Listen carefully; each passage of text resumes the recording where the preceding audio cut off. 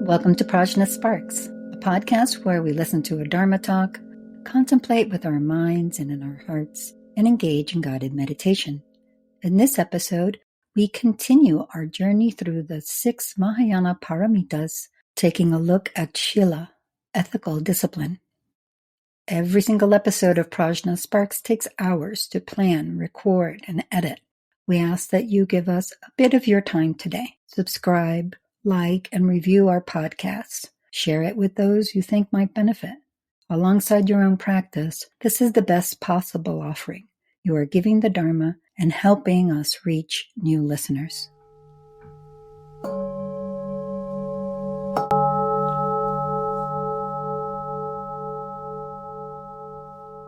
Shila, the second of the 6 Mahayana Paramitas, is often translated as ethical discipline, moral discipline, or just plain morality. The same word, Shila, appears as one of the 3 trainings, Shila, Samadhi, and Prajna, that the Buddha describes as comprising the wholeness of his teachings. In other words, ethical discipline, meditative stability, and precise knowledge.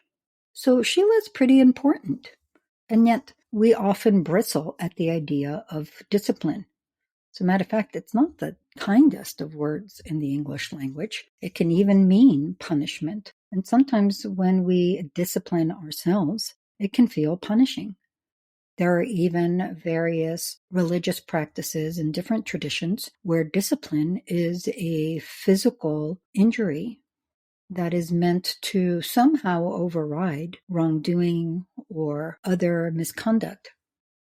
This can tap into some dark places of the psyche where we put ourselves down or consider ourselves less than in some way.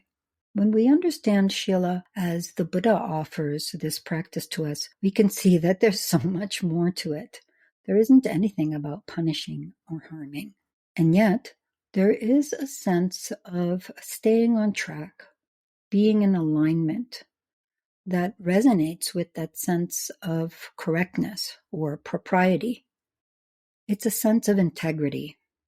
I like the term integrity for this because integrity implies a wholeness. We're aligned with our own intrinsic wholeness, Buddha nature, the true nature of mind, when we act ethically.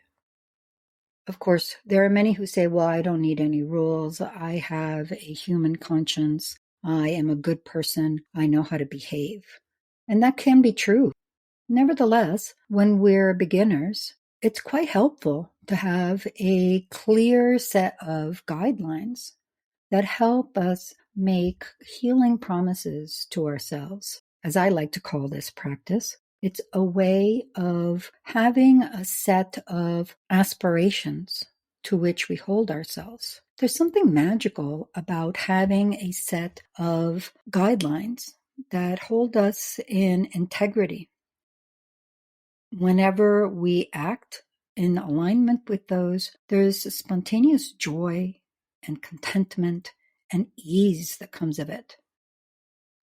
Also, we may find that there are ways that we've been kidding ourselves or just not noticing that we've been sidestepping some of these ways to act in alignment with our wholeness. The practice of ethical discipline is one that works hand in hand with a sense of presence, awareness, and relationality.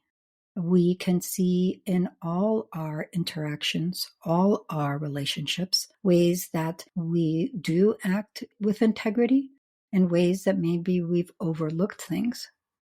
What's more, the more we do it, the more subtle our understanding of our ethical conduct, or not, becomes.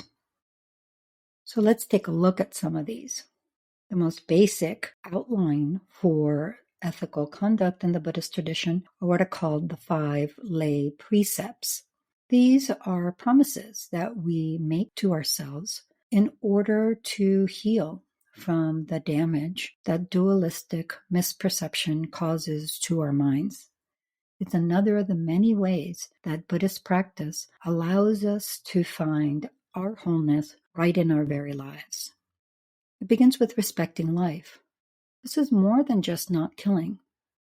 It's also doing everything we can to protect and take care of others, be they human, animal, or otherwise. It's about walking softly on the earth so that we don't step on beings that we wouldn't see if we're not looking down, the bugs, the ants, the spiders. We can move mosquitoes and moths outside of our home if they're troublesome to us, rather than reflexively act out of the unconscious sense of my discomfort is more important than your very life, and so I will squash you. This respect for life can go very subtle and very deep, so that we honor people in their birth and their life struggles as they age and become ill and as they die.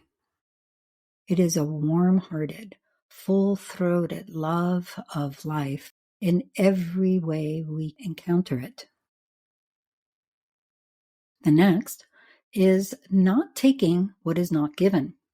So this is respecting property, respecting boundaries. Usually called not stealing, but you can see from that description that there's a lot more to it than that. It's not just physical property. It could be intellectual property, not taking information or writing or audio that someone else has put a lot of time and effort into creating and calling it our own. It also means not taking other people's time when it hasn't been given. If we make an appointment, as we talked about in the last episode, we arrive on time rather than taking time from the other's day to sit around waiting for us. We also, of course, honor physical property, not taking something that is not given to us, and respecting the abundance that we encounter in our lives of privilege by honoring boundaries to our sense of entitlement, boundaries in our communication, boundaries in our heartful engagement with life. This makes us such desirable companions and makes us want to be in community because we have nothing to fear. Next is respecting sexuality. This, again, is a practice of boundaries. You could say that most of the Shila Paramita at this level relates to respecting boundaries in our relationships with others. Here, of course, sexuality is an arena that is fraught with a great deal of potential harm, trauma, oppression, and pain. Rather than engage in sexuality in a way that resonates with those harmful ways of being for ourselves and others, we engage in sexuality appropriate to our lifestyle, be it a lay lifestyle, a monastic lifestyle, or an intermediate lifestyle of a celibate householder, or what have you. We engage in sexuality with thorough respect and honoring that opening boundaries, physical, intimate, and emotional, between people deserves. Next is not speaking falsehoods. This, of course, relates to lying, being honest. It also is more expansive. Gossip, for example, might be true or not in a factual way, but it is rarely true to our heart, true to our nature, to be understanding and ready to receive the whole person with all of their many intricacies and complexities. We also want to speak with true sensitivity to the occasion and the person. The precepts regarding our use of speech extend beyond what is merely factually true or false and embrace all that is true to our nature to be caring, open-minded, and receptive to the Buddha nature in ourselves and others. The fifth precept relates to not taking intoxicating substances. This was one that came later in the Buddha's formulation, and it came about due to seeing the effect that alcohol, drugs, or other intoxicating substances can have on the ability of an individual to keep the first four precepts. So this is also about being true to our promises to ourselves in the form of the precepts. There are many other different ways to provide guidelines for our ethical conduct. There are the 10 virtues and non-virtues. There are the various rules of the Vinaya, which apply to monastic ordination. But the point of these guidelines are to give us strong structure, boundaries, within which we can determine how much we are already operating integrity with our true nature and how much we missed noticing that we might not be. The more we engage in ethical conduct in this way, the more we are able to plumb the depths of mind, not only with respect to external action, but our inner states of being. We find that there is great joy and sweetness in acting with ethical integrity. We find that our mind is naturally at ease and comfortable. Our meditation goes a lot easier without all kinds of difficulty riling up the mind and so forth. In other words, the more we practice with the guidelines of ethical discipline, the more we are in alignment with ethics, an ethics that anyone would recognize as wholesome, supportive, and kind. Eventually, we transform beyond someone who follows guidelines. Our entire ethos, the environment of our being, our very manifestation in the world, is one that aligns with Shila, with our own true nature and the nature of all things. This is where Shila Paramita meets PRAJNA, precise knowledge, right in our everyday lives. In other words, the ethos of all that we are is embraced by the precise knowledge of all there is to be, the very nature of our mind. This is Yeshe for PRAJNA Sparks. Stay tuned now for daily life contemplation tips and a guided meditation with Lamas Zopa. Be sure to join us every month on the new and full moons for fresh episodes. Shivnee is our Tibetan singing bowl artist. Thanks for the generosity of giving us your time today to like, subscribe, share, and review PRAJNA Sparks. It really does help us to spread the gift of Dharma to new listeners. If you have any questions, contact us via email, Instagram, or Facebook. Check the episode notes for those links and for more resources on today's topic. Visit us on the web at prajnafire.com or follow us on Instagram and Facebook at PRAJNA Sparks. Thank you for listening. May all beings benefit.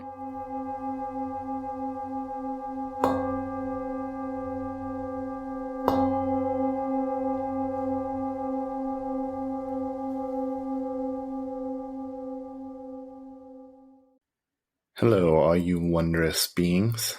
Welcome to the contemplation for this episode on ethical discipline, Shila Tsultrim. This is really something that we can just engage in throughout the days as we go about our lives. It's our way of processing the Dharma, of turning it over in our mind to see how it fits, to see how true it is for us, to really start to dig in and work with it. It's such a large part of making the Dharma our own in a way that changes us for the better. Some of the ways that I invite you to contemplate could be like this. What comes up for me when I hear the term ethical discipline? Are there other translations or terms that help me get closer to the teaching's intended meaning? Maybe we're not sure what the actual intended meaning is. Maybe we stumble onto this sense of, oh wow, I have a lot of resistance to this. Feels like I'm being told what to do. And that's not what the Buddha means. Perhaps our contemplation leads us down the road of digging further into the teachings to really get clearer for ourselves beyond our resistance or beyond our assumptions about what is meant by ethical discipline and why it's so important. Other contemplations we can engage in might be, what is it like to see my days as an opportunity to ground myself in the discipline of ethical sensibility? How can I strengthen the power of this enthusiasm for grounding in a discipline that comes from inside, that recognizes the need for a rudder to guide me in this world?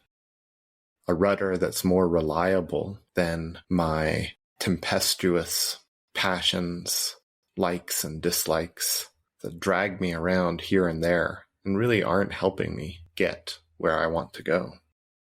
What happens when I approach each day in this grounded outlook that really supports me in knowing what to do and what not to do? These are just a few of the possible ways we can contemplate. I invite you to take whatever among them seems useful and helpful, true to you in the moment, and spend some time with them, mull them over, and see where they lead you. See what else comes up for you. Again, this is such a powerful, vital way of engaging with the teachings, really bringing them into our heart to see the wisdom in them, to see what's true for us, to see what they can teach us. For our meditation on ethical discipline, we'll begin, as we usually do, by grounding.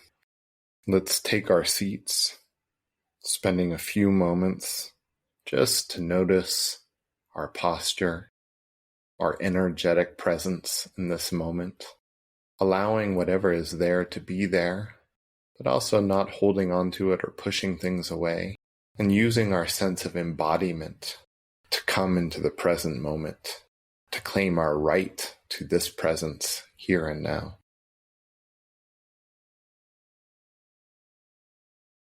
Having grounded and allowed ourselves to let go of all the busyness of our days, our thoughts, let's further support this by engaging in a minute or two of shamatha, tranquility meditation, where we're training and resting mind one-pointedly without distraction. This, of course, can sound intimidating. The more that we practice, the more naturally it comes. It is something that's innate, natural to us, and we're slowly getting back to it, slowly turning ourselves back in the direction of non-distraction and allowing all of the benefits of that to start to suffuse us by practicing in this way. So we can choose a meditation object to rest the mind on. This can be the breath, it can be a stone or a small stick or something on your desk in front of you. It can be an imagined ball of brilliant white light in the center of your heart. Whatever feels appropriate to you in this moment. We use that focal object of our meditation to anchor the mind so that we recognize whenever awareness slips away to a thought, a feeling, or settles too deeply into dullness, lethargy, lack of clarity. The point of the focal object is just to ground us and to help us recognize whenever we get distracted. And when we do recognize that, then we bring awareness gently, but also firmly back to the meditation object. Let's practice like that for a minute or two.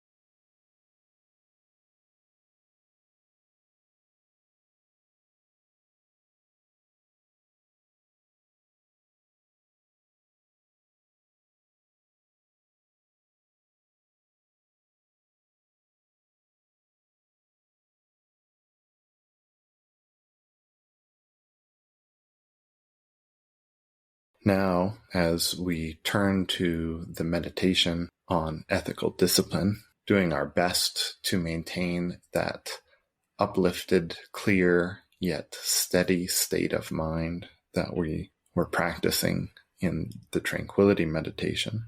One pivotal point here is to recognize ethical discipline as an interior-oriented way of approaching our life, others, and the world. It's a way to firmly establish ourselves in integrity, to find wholeness in our immediate behavior. If, on the other hand, we view ethical discipline as a set of rules coming at us from the outside, of course, there's going to be some resistance, whether a little or a lot, that comes up. So this can be a helpful point to start to feel into in our meditation. Of course, we can clarify exactly how we feel about that in our contemplations to see whether that's true for us or not. Turning awareness to the contemplation on ethical discipline, what does it feel like inside when we contemplate the practice of Shila? What does it feel like when we contemplate or imagine ourselves upholding the 5 precepts that Lama Yeshe spoke of? The precepts of respecting life, respecting others' property, respecting sexuality, adhering to the truth, and remaining clear-sighted without inebriation. Look inward and see what it feels like if we imagine ourselves upholding those precepts, or if we already have those precepts, turning our attention to focus on them. Perhaps we feel wonderful. This is great. Maybe we feel a little uncomfortable, or resistance, or guilt, perhaps. That could be a really big one that may come up for us. Just as in our analytical meditation on generosity, we may have mixed feelings. Whatever is coming up for you, give it space, open-hearted permission for exactly what you feel, whatever is there, and look into it with curiosity.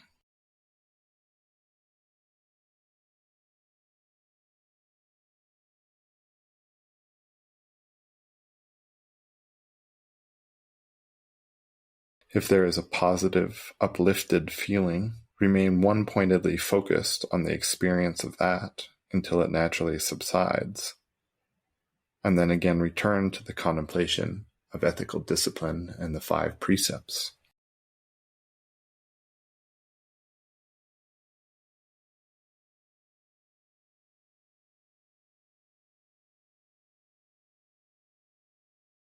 If there is an unpleasant feeling, welcome that as well, and inquire into just what it is trying to communicate.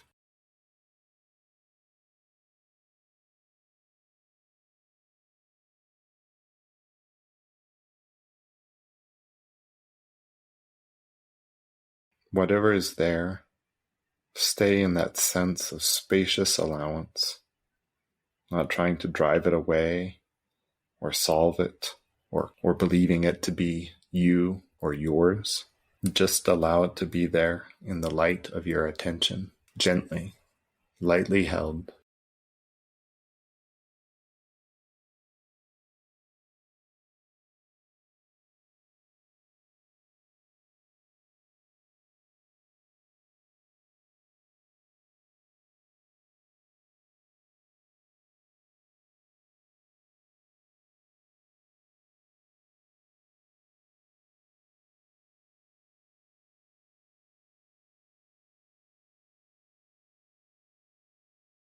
Now remember a time in life where you faced a difficult decision or the temptation to do something that you felt at some level wasn't right, but also that you really wanted.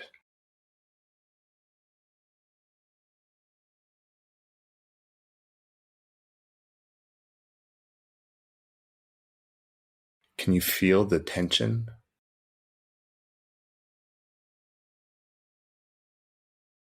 Is there a sense of yearning to know what to do?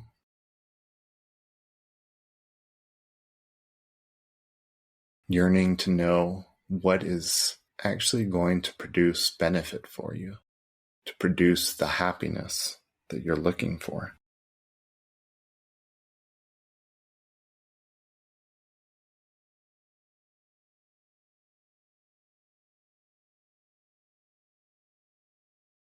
Examine how it is that you make decisions in these tough circumstances. Be very open to your emotional and physical response as you imagine or remember the different ways of responding to this conundrum.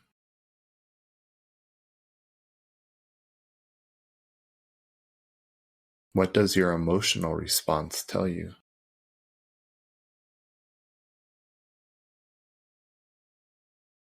What does your physical response tell you?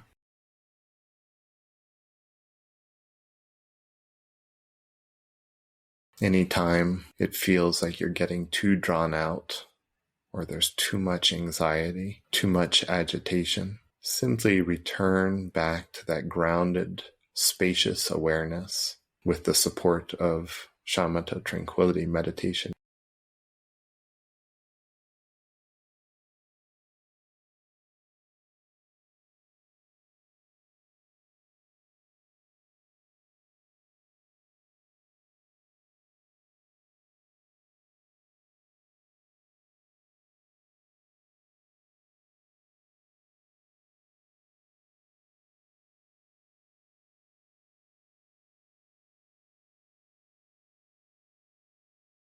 Finally, as you are engaging in this analytical meditation, finding the rudder of ethical discipline in whatever way feels true to you, give yourself the big, spacious awareness that this choice is up to you, that this guidance from the Buddha is there to help us make wise decisions. Ethical discipline is not about perfection. It is about allowing ourselves to be in process, giving ourselves a handhold and a direction when we are buffeted by the turbulent winds, always changing, of life and decisions. Ethical discipline can provide us with the grounding, the integrity to live in wholeness in our presence, in our awareness, and in our relations. Take a few moments just to settle in to whatever awareness there is of the importance of ethical discipline for you.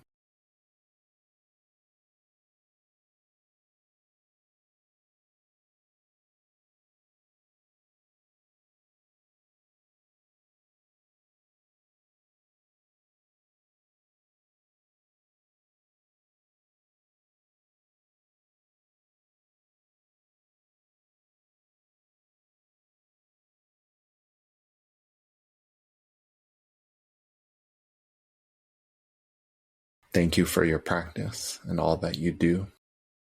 Let's gather whatever goodness has come from this contemplation and meditation on Shila Sutram, the ethical sensibility of discipline, and share it with all beings, such that we may all know the genuine, true, spacious way to our inmost wish of happiness that is unceasing.